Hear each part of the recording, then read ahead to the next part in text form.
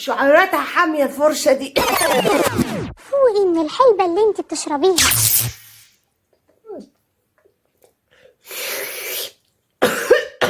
وانت عرفت منين ان انا بشرب حلبة؟ انت مش كنت اختفيتي؟ ايه اللي رجعك تاني؟ من ساعة ما بقى بيلم بواقي الزيت والزيت ما بقاش نقي، بقى ينزل كده على الصدر يوحوح. انت عارفة انا بقيت بحبك ازاي؟ ليفي مش مرتاحالك، جاية كده ومزهزهة علينا السنة دي ليه؟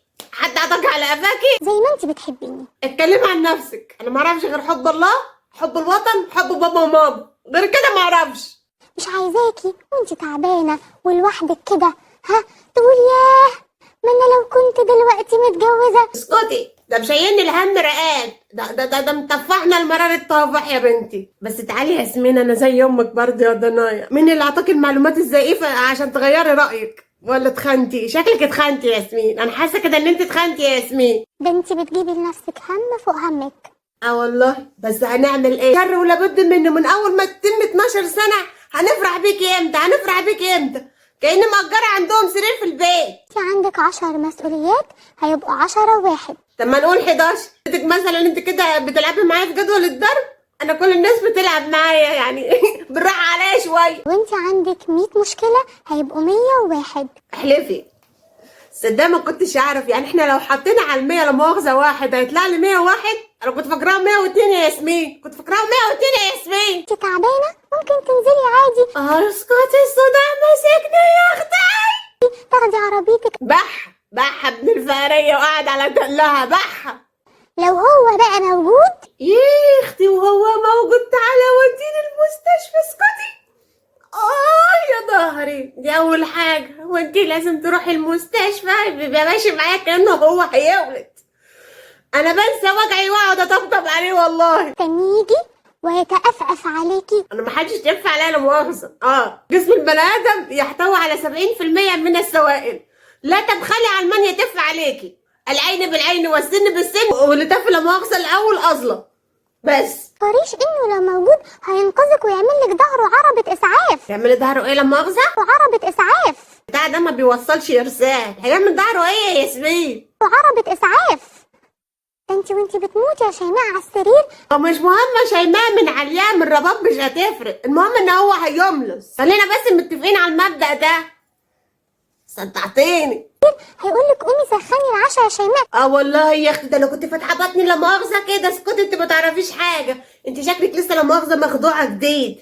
وقومي عايزه اكل، مش فاهمه يعني. يلا قلبت عليا المواجع منك لله. شفتي بقى انا سبتك تموتي براحتك ازاي. عارفه انت يا ياسمين، هو مش هيسيبنا موت براحتي. هو هيجي وانا بطلع في الروح لا مؤاخذه يقولي هو انت بتعملي ايه يا حبيبتي؟ بتكلمي مين في سرك؟ بتعرفي حد عليا في افكارك؟ شفتي بقى انا سبتك تموتي براحتك ازاي. شفت الدنيا يا بنتي. انا مش عايزه اشمت في حد، ربنا ما يجعلنا من الناس اللي مؤاخذه الشماتين. هو انت مين لا مؤاخذه يعني ايه علم عليكي كده؟ يعني مين اللي دخلك 25 سنه وانت قلبه لا مؤاخذه على الصنف التاني؟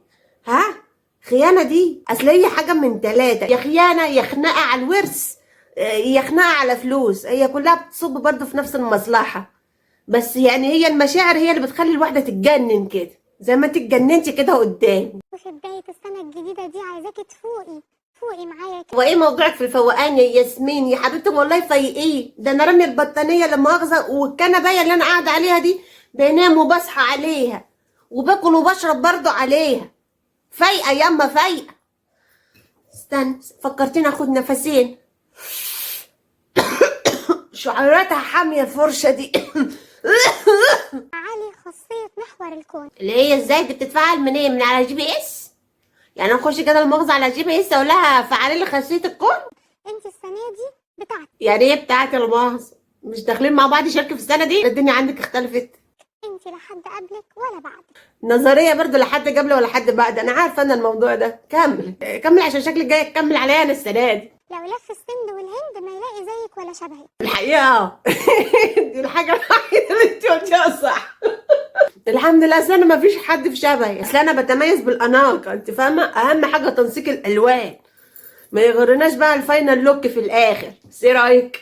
قومي في السنة الجديدة البسي روبك الاحمر. ما رجيتش روب احمر، بس الجد ده قصب الايه اسمه عود القصب، دي بتاعت ام الله يرحمها، بس جميله والله العظيم. بصي يعني اسمها عود القصب عشان انت يعني رفيعه وكده، فانت لو نزلت عندنا البلد هيقول لك انت شبه عود القصب، شبه الزعزوع. دي مش شتيبه ولا سبه، لا. انت روجك النبيتي حطيت اهو، حطيت روج نبيته، يفتح الباب اقول له بخ في وشه على طول. او العنابي او البرجندي. كلهم بيصبوا في نفس اللون، في اكتر من كده حمار مخليه لك الخلفيه النهارده حمرا. او الطوبي، ايهما اقرب؟ التوبي، انا بعشق اللون التوبي. هو اللي ورايا ده تقريبا مدي على توبي، انا اديته طوبتين كده على دماغه بس برضه مش عايز يظبط. عندك قلم روج سحري. السحر ده انكرت، ده كان ايام اعدادي. السحر ده كنا بنخبي له مغزى من القبله في الشنطه. انت لسه بتحطي منه؟ بس شكلك مستحدثه يعني، مش بتاعه روج سحري خالص، ولا البان سحري، ولا الكلام ده كله. او من يوم ما اتجوزتي. وانت عرفت منين ان انا متجوزه بقالي 7 سنين؟ اللي تسكعي في افكارك، انت بتراكبيني ولا ايه؟ طلعيني الدرج. والله يا اختي بعنا الدرج، ما بقاش عندنا درج. انت عندك درج، احنا ما عندناش. قومي بدل ما انت قاعده نايمه على الكنبه. يا ستة جامد قيامتك، انت زي شغله بالك بيا اقوم ولا ما اقومش ليه؟ ما تخليكي في حالك يا حبيبتي. الكنبه دي في القايمه دي، عارفه دي انا اسيب الشقه كلها الا الكنبه. لابسه بيجامتين دفايه وشراب ولكلوك. حاطه النبر في الدفايات. عرفت منين ان انا شاريه دفايات جديده؟ ها حاطه لي لزق الظهر نص متر. اسكتي، ما انت لو بتتنحري كده على الحوض طول النهار تغسلي في مواعين ما كانش زمانك قاعده تتنكي علينا. انما انت يا حبيبتي، انت بتخافي تغسلي ايدك لما مؤاخذه بعد الحمام عشان ما تتبلش، تمسحيها بوايبس. قربة على بطنك. والله العظيم كانت عندي جربه زمان بس اتخرمت. وفي حاجه اسمها خداده كمان لسه انت ما وصلتلهاش، هتوصلي لها ان شاء الله. قومي اصبغي للراجل شعرك. معناش فلوس يا ياسمين، اتكلم على جدك. قومي اصبغي شعرك احمر. ليه يا احمر؟ يعني انا سودا اصبغ احمر ابقى شبه الجرد؟ ليه يا ياسمين؟ اللي يليق عليكي ما يليقش عليا يا ياسمين، مش كده؟ احمر مهوجني. ها؟ قومي ايتها المرأة الصهباء. ايه صهباء دي؟ في ايه ولا مالك جايه في ايه؟ مش كده المصطلحات الغريبه دي. طيرتي كاسين اللي الزيت اللي انا شرباه. نعمل اي منظر في السنة الجديدة. هنعمل اي منظر ان شاء الله، هنقف نطلع على الحيطه كده جنب توم وجيري. بس انت ما تقلقيش، مش عايزاكي بس تشغلي تفكيرك بيا كتير. صبغي له شعرك احمر او نبيتي. لا هو بيحب البتشنجاني، اصل هو برضو ايه بيحب الحاجات الحرشه كده. هصبغ له بتنجاني، ما تتدخليش بيني وبين جوزي والالوان. بيلعبد نبيل عبيد مش اشطر منك يا مدام. مفيش حد اشطر مني انا عارفه، بس انا عارفه الالوان اللي بتيجي على بشرتي. قادرة اقول لك اول ما جوزك يفتح الباب ويلاقيكي صبغة شعرك احمر هيعمل ايه؟ هيطلقك. طلقه لما تخش في دماغك. يطلقني ليه؟ انت جايه تنصحيني ولا جايه تخرب عليا؟ هيطلقك يا مدام. خلاص انت بتاكدي المعلومه ليه؟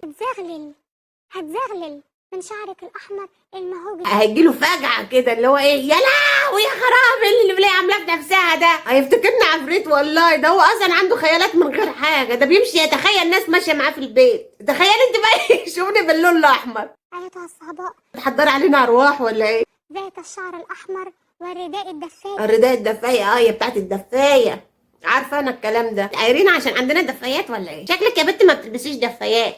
قومي اعملي سحلب لجوزك في السنة الجديدة. ما بيحبش السحلب، ما بيحبش السحلب ولا الحلبة برضه. السنة الجديدة وفشار وكريب. يا حبيبتي اللي انت بتحكيه فيه ده ميزانية شهر كامل. لا مش كامل، ميزانية الشهر اللي احنا هنقضيه. اقوم احطها له كله في يوم واحد؟ موز وبالنوتيلا لو ما عندكيش نوتيلا. لا والله يا اختي ما عندي نوتيلا. ده علبة النوتيلا قد كده معدية ال 400 جنيه. اللي تسكعي في افكارك. اجيب له منين انا نوتيلا دلوقتي؟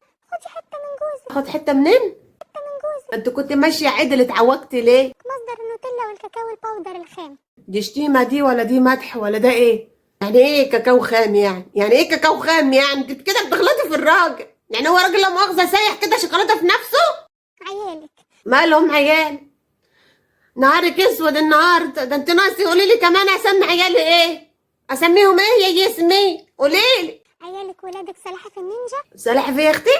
سلاحف النينجا نايميهم من بدري. الراجل مش ناقص صداع في السنة الجديدة. لا انا اصدق، انا طول ان انا بفضل رابطه راسي كده، لكن هو ما يصدقش. مش عايزين يناموا اشحنيهم. اشحنهم ليه اللي يشحنوك على باب زحل؟ اشحنهم ايه اللي يشحنوك على باب عريس يكون فرعون اصيل يعرف يعلمك يعني ايه جواز ويعني ايه خلفه. مامتك بيباتوا عندها بالدي اتش ال. دي اتش ال؟ دي ايه دي اشعه مغناطيسيه دي ولا ايه؟ الله اكبر، فلا الله ولا فالك يا شيخ. كده في البيت سجادة حمرا مش عايزاها. رميتها. مفيش سجاده احمر هيخش البيت طول ما انا عايشه. كفايه الحيطه الحمرا دي، والحيطه دي كمان هغيرها. هو كده راجع من الشغل حطيها. احطها له فين لا مؤاخذه؟ خلي الباب كده اه ماشي. زي الريد كاربت. السجادة الحمراء. ليه؟ اعمل له حفله تكريم وهو داخل البيت؟ آسر ياسين مش احلى من جوزك يا مدام؟ لا احلى من جوزي. آسر ياسين احلى من جوزي، ده زي القمر، استغفر الله العظيم يا رب، هتركبينا ذنوب. مدام جوزك احلى طبعا. طب انا على الاقل شفت آسر ياسين، انت بقى شفت جوزي؟ مش محتاجين ابدا بابا نويل.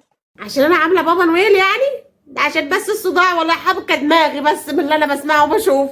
وعيالك المقاريض سلاحف النينجا. تتقرد من عمرك يا شيخ، يلاقي يجيلك قرد كده يقرمك. مالكم مال العيال حاطين قرد من قرهم ليه؟ وانتي ماما نويل. من ناحيه ماما نويل انا ماشي بالنيو لوك ده ماما نويل، اوعى يالا ما تشبكش فيا ماشي، لكن غير كده انا مش هسمح لك تتدخلي في حياتنا.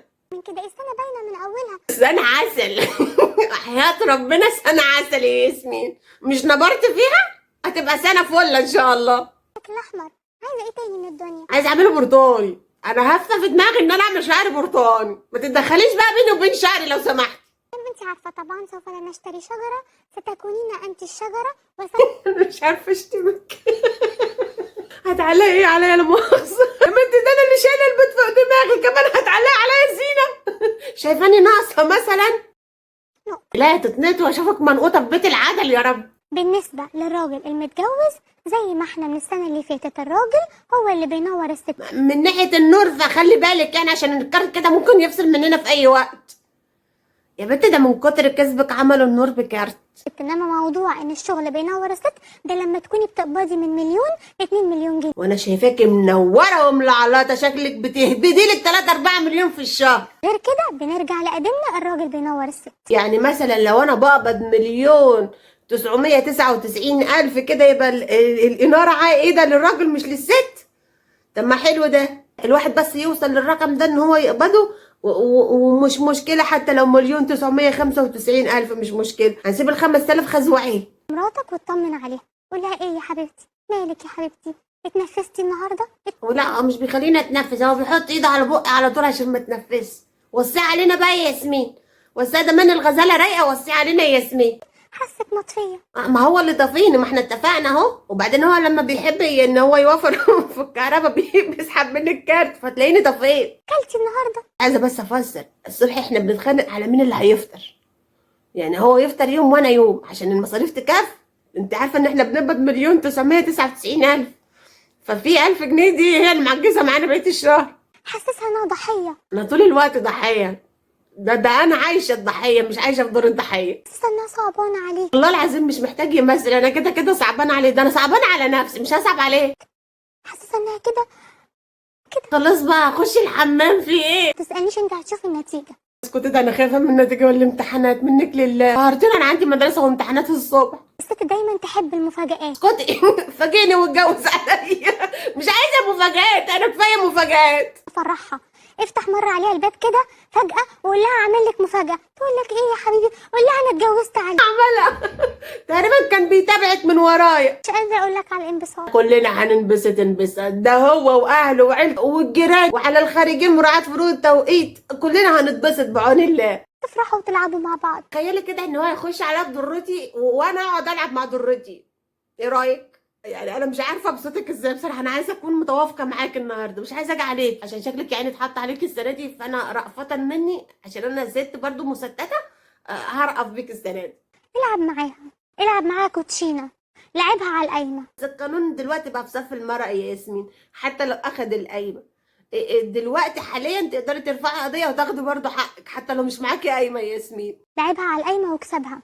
شكلك انت بنت مسلطينك علينا بس بطريقه ملتويه السنه دي، ده احنا هنلعب مع بعض كتير قوي. حبكيش، ما كانش اتجوزك. لا ده متجوزني فراغ، اسكتي، مش كل الناس اللي بتتجوز عن حب، بتتجوز فراغ، بتتجوز غيظ، بتتجوز اي حاجه تانية غير الحب اللي انت بتقوليه ده. دلوقتي كنت انا قاعده بديكي نصايح واديكي حضرتك انت اللي داخله عليا البيت، ما انا ممكن ابقى مطلقه وعايشه في بيت اهلي، ممكن ابقى انسه ولسه ما اتجوزتش، ليه انت حضرتك ايقونتي ان انا قاعده مع جوزي في البيت؟ جبت الايقونه دي منين؟ حاجات جميله تعمليها في حياتك. ده جميله اديله القايمه.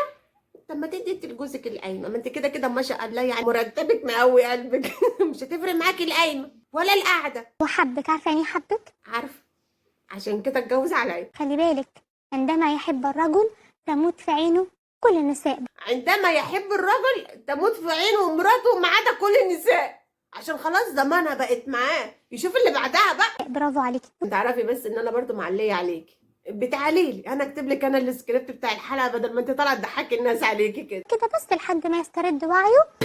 ليه هو جوزني تحت تاثير مخدرات ولا ايه؟ وبمناسبة الفلوس، احنا كل يوم يوميا الجيران يجي يسلكونا كده من بعض على حوار الفلوس والمصاريف ده.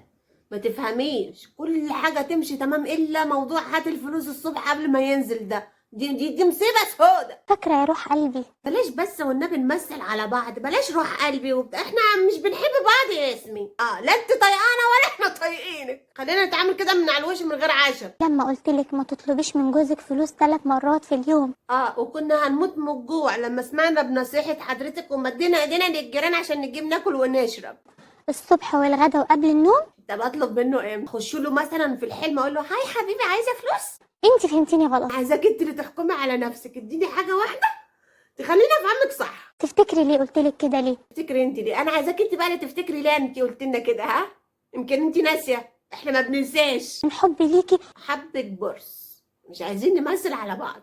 انا بعرف اللي بيحبنا من اللي مش بيحبنا من عينه، وانت عينك مش بتحبي حد. عشان انت مش مضطرة تطلبي اصلا. ايوه انا مش مضطريه ان انا اطلب، يعني ده حقي. اطلبه ليه بقى؟ حقك علميا وطبيا وادبيا. وايه اللي دخل طبيا في مصروف البيت؟ هم غيروا النظريات من ورايا وانا غبت بقالي كتير ولا ايه؟ طاقية شكشك دي مش مريحاني من ساعه ما لبستها. انت تمدي ايديكي في البنطلون تاخدي يعني هي ادبيا ان انا اسرقه يا ياسمين؟ على عودتك يا ياسمين. تاخدي الفلوس او من الدرج ايهما اسهل واقرب. لا بيحطوهم هنا يا اختي عشان محدش يقلبه، اصل هو اتقرص كتير بصراحه. لايديكي المخمليه. عرفت منين ان انا ايديا كده مخمليه؟ عرفت منين ان انا ايديا مخمليه يا لماحه؟ وصوابعك الزبديه. هي مش زبديه قوي، هي نحاسيه بس شغال.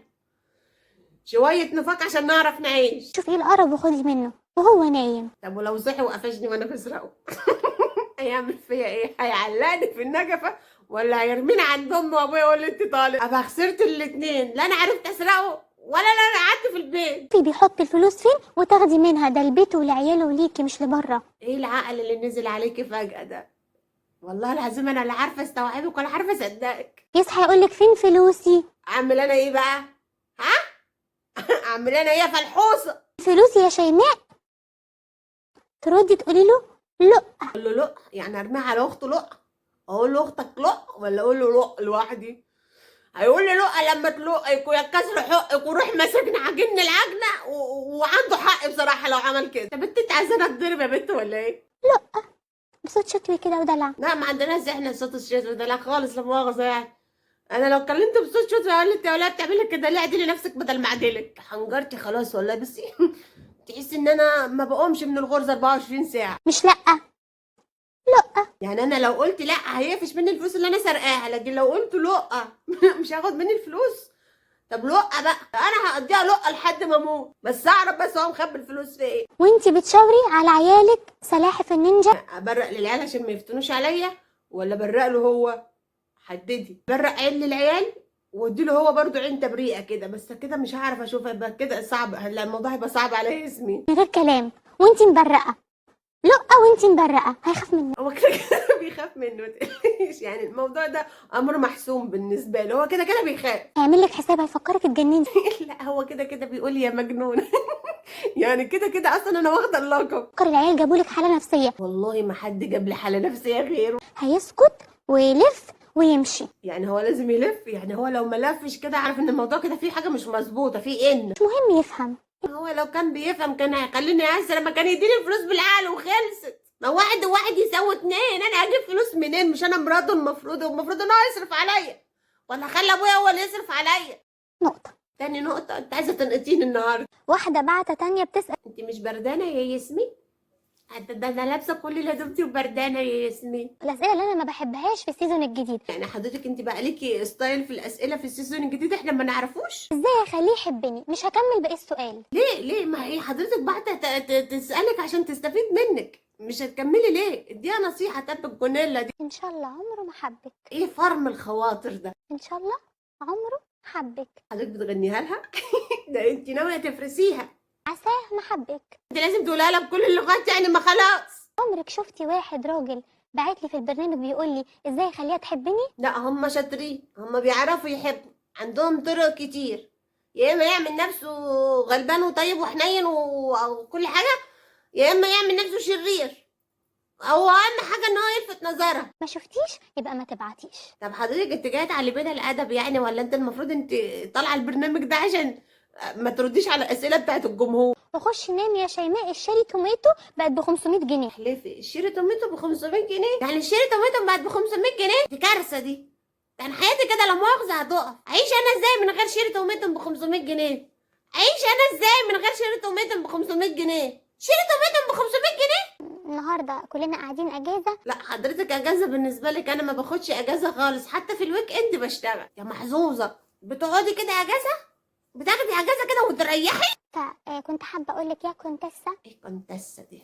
ايه كونتسه دي؟ وقعد تقعدي بتشتمي. اعملي لجوزك شويه كوكيز. اعمل ايه يا اختي؟ شويه كوكيز. اخر مره عملت الكوكيز يا ياسمين فرش لا مؤاخذه في الصينيه، بقت الواحده قد كده كده، وقعد بقى يوريها لامه ولاخواته وفضحني. قومي اعملي لجوزك كوكيز. خلاص انت بتاكدي على المعلومه ليه؟ انزل اشتري له طبق ب 30 جنيه من الفرن. تعرفي تعملي كوكيز؟ لا ما انا بقول لك هنزل اشتري طبق من الفرن. عمره ما دخل عليكي بدستة جاتوه 15 قطعه. عمر ما في دستة جاتوه 15 قطعه، ما تجننيش. ده انا عايزه اقول لك يعني واخده بنادول لما خلاص قربت اتكرع صداعي يما هيفرتك دماغ. علبه الجاتوه بتبقى 12 قطعه يا 24، 15 دي منين؟ ساقطه جدول ضرب ولا ايه؟ هي علبه بيتي فور. علبه بيتي فور؟ هي جات لي في الفرح علبه بيتي فور، بس انا صحيت من النوم ما لقيتهاش، كلها كلها. اصل هو بيحب الحلويات. ولا تورتايه نص ونص. ما لحقتش انا التورتايه نص ونص. مره وحيده اللي جبت فيها تورتايه نص ونص كان في عيد ميلادي انا وصاحبتي، عملناه في يوم واحد، وهو ده يا اختي العيد ميلاد الوحيد اللي اتعمل في حياتي من يوم ما اتولدت. كانت التورتايه نص ونص. مدفوس فيها شمعه. ما تفوز فيها شمعه؟ يعني الرقه دي يطلع منها ما تفوز فيها شمعه؟ يعني بتصرفها فين؟ ايه موارد او موارد الصرف. موارد الصرف؟ احنا كده دخلنا في حصه اقتصاد يا جماعه. موارد الصرف زي الصرف الصحي كده. عارفين المصادر بتاخد منين؟ لا والله انا ما اعرف المصدر برضه، يعني انا قاعده كده وخلاص، ما بحبش اسال كتير. بتطلع فين الفلوس؟ بيطلعها من جيبه. ادي شويه فلوس للمسكينه اللي بتقطف لك الكرنب. لا بتقرطف لي الملوخيه. الكرنب ما بيتقرطفش يا ياسمين. انت عمرك ما دخلت المطبخ ولا ايه؟ تبلك البانيه واللي معاش في جيبها ولا جنيه. اهو مملقه قاعده كده على الحميد المجيد. اديها فلوس. وايه موضوع اديها فلوس دي؟ انت متاكده ان انت ياسمين مش مفبركه؟ ولا شكرا. ايه ده؟ ايه التغيير الشامل الكاحت ده؟ في ايه يا بنتي مالك؟ طب حد يرجعي يا جماعه. هو ده طبيعي اللي انا بسمعه؟ برضه ايه في نوعين من التقدير، مادي ومعنوي. والله يا اختي لا مادي ولا معنوي. اسكتي اسكتي، انت محتاجه تيجي تقعدي معايا في البيت شويه. وانت نوعي في الغدا النهارده. بخي يا جاريه كلف يا سيدي. انوع منين؟ انوع منين؟ مش تقليديه. قومي كده اعملي لجوزك على الغدا شويه فسيخ بالبرتقال. ها؟ مش هي كانت بطايه السنه اللي فاتت برضه؟ انا كنت حاضره معاكي، كانت بطايه بالبرتقال. جبتها منين انت فسيخ بالبرتقال؟ جبتيها ازاي دي؟ يعني مين اللي جه فكره ان في فسيخ بالبرتقال؟ قومي قامت ايام دي كنت عايزه تقوميني ليه؟ ما صدقت قعدت وتفيق. نوعي ابهريه. هو كده كده منبهر بيا، وانا مش عايزاكي تقلقي في حته الانبهار. انا بعرف ابهره. يا لهوي يا لهوي، ما حدش يقدر يقف قدامي في الانبهار اصلا. مش هيحصل له حاجه، ده فسيخ فيها فيتامين دي وبرتقال. فيتامين سي. اي نعم هما ما يتحطوش مع بعض. طب لما هم ما يتحطوش لا مؤاخذه على بعض، اكلهم للراجل يجيله تلبك معوي، ولا انت عايزاه تشحنيه على طول؟ قوليلي. بس جربي فيها، نخسر ايه؟ هنجرب فيه برضه يا بنت؟ انا مش مرتاحه لك يا بنت. بس جربي فيها، نخسر ايه؟ من عيلتنا، ده جوزك حبيبي. مش واحد من عيلتنا يعني، ده مجرد ورقه يعني. انت طالق خلاص طيارك كده وقعد يجيب غيرك على طول. ويا عالم بقى اللي هتيجي دي هتاكله الفسيخ بالبرتقال ولا هتاكله له لا مؤاخذه بالاستفندي؟ عارفه انت بالكلمتين هيبقى تحفه. ده جوزك حبيبك، لو ما جربتيش فيه هتجربي في مين يعني؟ في الغريب؟ لا طبعا. بس ده عندك حق، جوزي اولى ان انا اجرب فيه. نقطة. انت عندك مشكله مع النقط ولا ايه؟